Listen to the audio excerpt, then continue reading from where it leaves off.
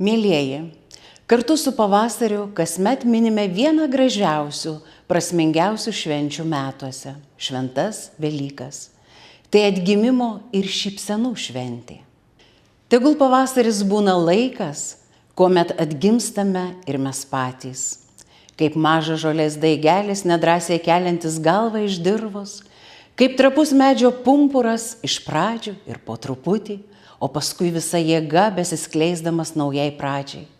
Tegul kiekvienas mūsų šiuo gražiu laiku randa jėgų ir noro, kad viduje gimtų naujos svajonės, nauji tikslai.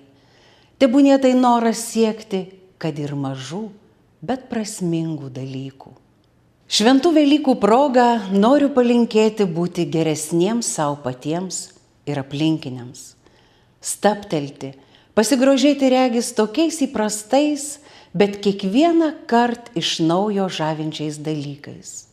Gėlės žiedų ar lengvais sparnais plasnojančių spalvingų drugelių, rasos lašelių ankstų rytmetį, paukščio giesme, pastebėti skausmo ašarą kito veide ir nepraeiti abejingam pro šalį, o stabtelti ir paklausti.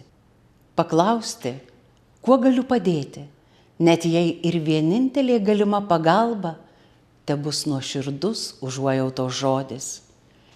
Linkiu sutikti šį metą su artimais, širdžiai brangiais žmonėmis, palinkėti vieni kitiems stiprybės, optimizmo, geros sveikatos ir santarvės. Taip pat iš viso širdies norėčiau jums skirti ir šiuos Maironio žodžius. Pavasario saulė prašvito meiliai ir juokėsi, širdį vilioja, iškilo į dangų aukštai vieversiai, čirena, sparneliais plasnoja. Taip giedra ir linksma, tiek šviečia vilties, vien meilę norėtum dainuoti, apimti pasaulį, priglaust prie širdies, su meile saldžiai pabučiuoti.